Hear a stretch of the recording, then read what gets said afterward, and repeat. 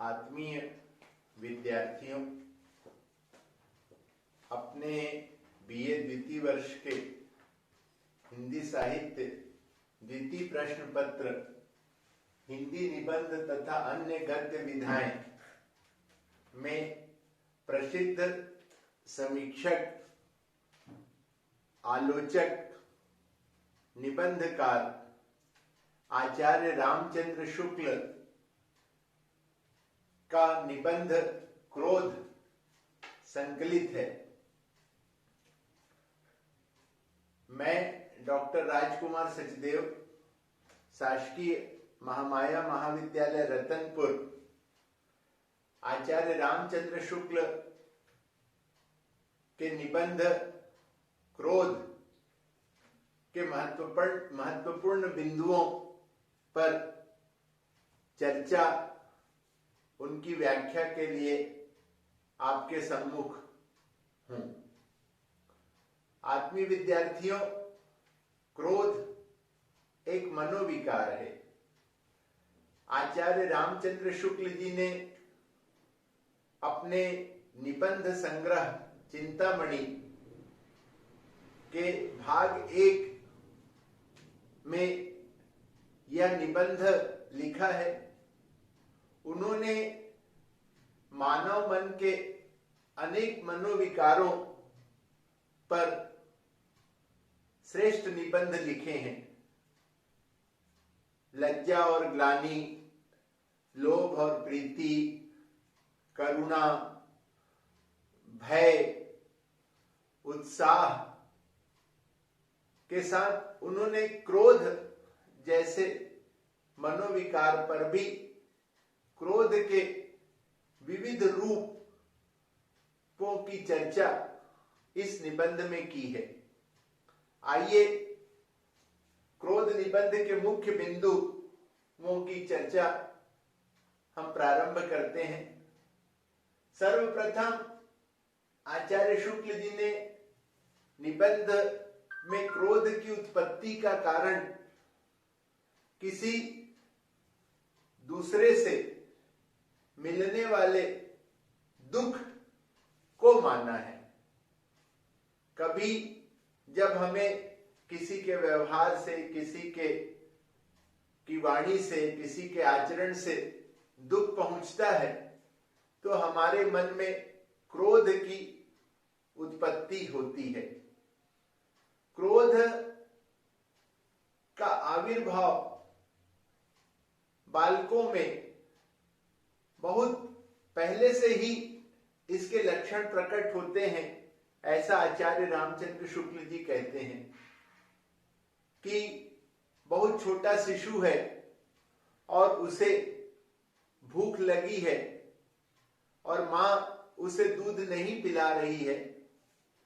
उस समय वह भूख के कारण रोता है।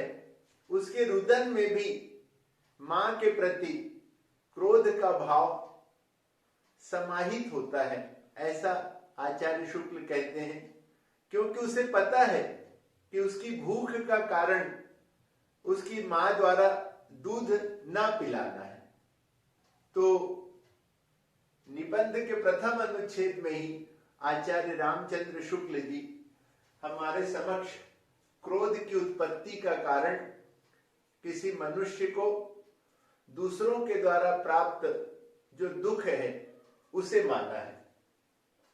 आचार्य रामचंद्र शुक्ल जी इस मनोविकार को सामाजिक जीवन में उपयोगी भी मानते हैं। यह बहुत आश्चर्य का विषय है कि क्रोध सामाजिक जीवन में उपयोगी भी सिद्ध होता है। जैसे कोई दुष्ट है, वह प्रतिदिन आकर के हमारे घर के सामने अनावश्यक गालियां देता है, अनावश्यक आने जाने वाले लोगों को तंग करता है,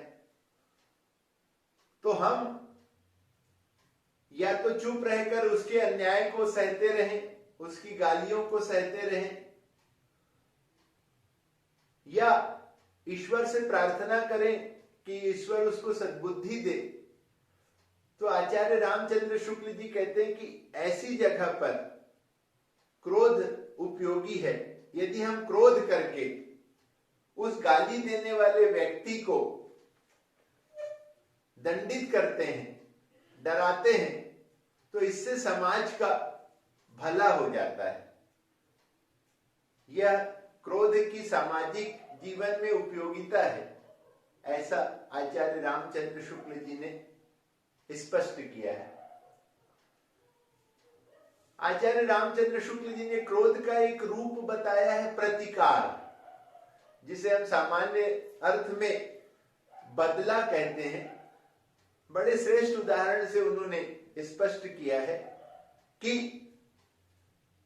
हम कहीं रेल में यात्रा कर रहे हैं और सहयात्री से विवाद होने पर उसने हमें जोर से एक चांटा मार दिया और अगले ही स्टेशन पर उसे उतरना है। अगला स्टेशन आने और उसके उतरने के पहले पहले ही हमने भी उसे जोर से एक चांटा मार दिया, तो यह प्रतिकार कहा जाएगा। क्यों? क्योंकि उससे हमें दोबारा दुख पहुंचने की संभावना बिल्कुल नहीं थी। वह यात्री अगले स्टेशन पर उतर जाता और अपने गंतव्य को चला जाता, परंतु उससे हमें दुख पहुंचा, इसलिए हमने भी उसको क्रोध करके दुख पहुंचाया, तो इसे प्रतिकार कहा। आचार्य रामचंद्र शुक्ल जी इस प्रतिकार में भी क्रोध को उपयोगी मानते हैं।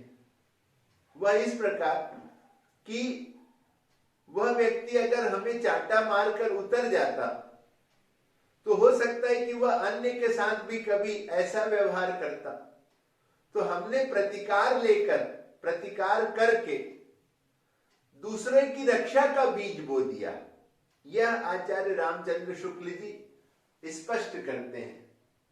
यद्यपि यह प्रतिकार है, किंतु इसमें दूसरे की रक्षा का भी बीज बो दिया जाता है हमारे द्वारा।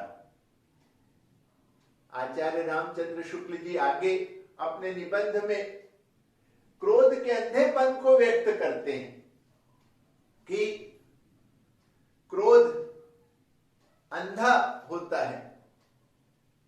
कभी हमने सुना कि हमारा कोई शत्रु हमें मारने के लिए आ रहा है अपने साथियों के साथ, और हम अकेले ही उससे लड़ने के लिए चले गए बिना तैयारी के, तो अवश्य मारे जाएंगे।